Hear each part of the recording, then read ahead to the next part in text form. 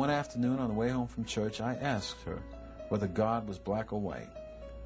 A deep sigh.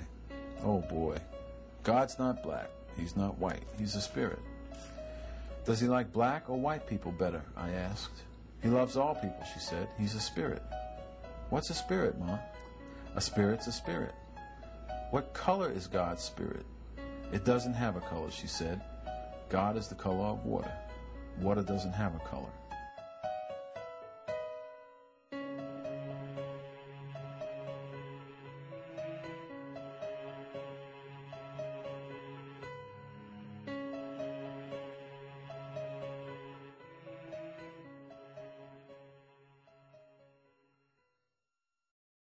I think our society is, in some sense, getting less and less,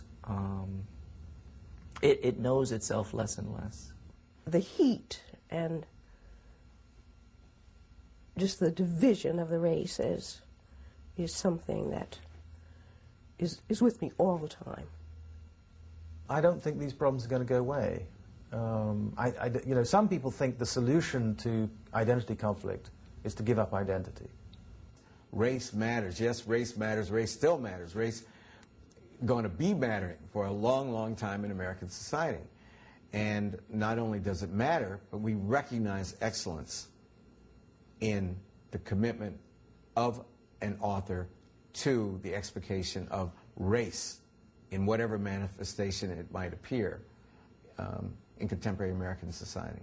The kinds of considerations that I have in that book, the kinds of things I think about in terms of culture and identity and how individuals live in society, those are the kinds of things that I think the Anisfield-Wolf, that's why I won that award. Not because I happen to be you know, an ethnic American who wrote a nice book. I was proud to win it. I was proud to be, you know, a part of a group of talented writers who I respect, who I admire, and some of whom I absolutely just adore their work.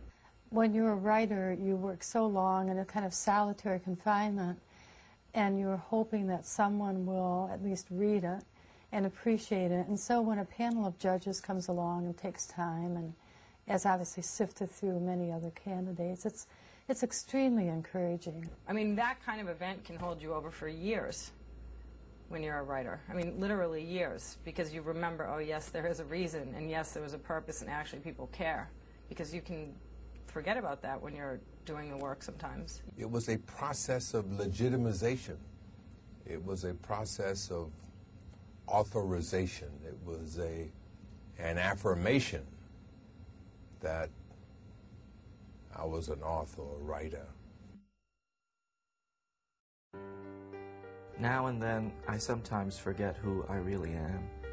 I will be sitting downstairs in the kitchen, or on the edge of the lounger by the pool, or here under the covers in my bed, and I lose all sense of myself. I forget what it is I do, the regular activity of my walk and my swim and my taking of tea, the minor trappings and doings of my days, what I've made up to be the token flags of my life. I forget why it is I do such things, why they give me interest or solace or pleasure. Then I might get up in the middle of the night and dress and walk all the way to town to try to figure once again the notices, the character, the sorts of actions of a man like me.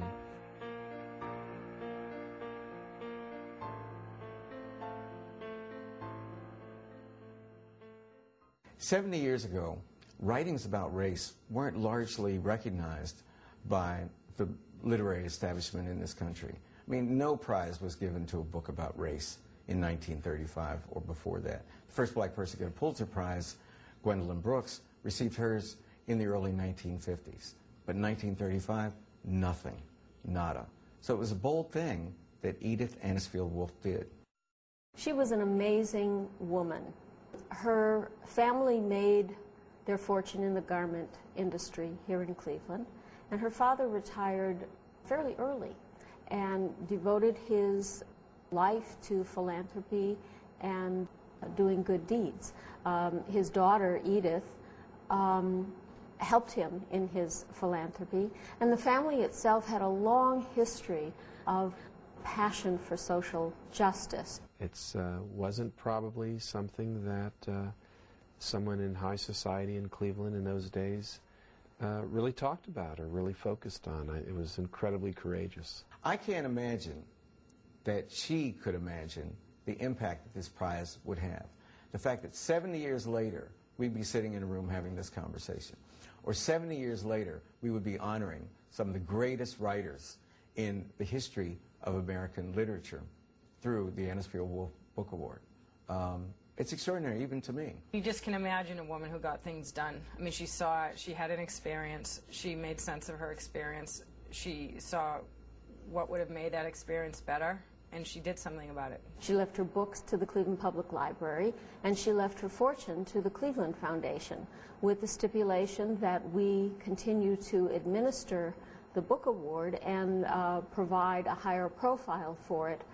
At least from my vantage point, I felt that the legacy that she gave us, that we really tried to carry it on in terms of collaboration in this community. We would transform the prize completely from a sort of unsolicited letter that comes anonymously in the mail almost to an event in Cleveland. Well, I received a phone message from Henry Louis Gates, which was just sort of thrilling on its own. I mean, I had no idea what it was about. He said he had good news, but just to actually have been called by him was really exciting. I burst into tears because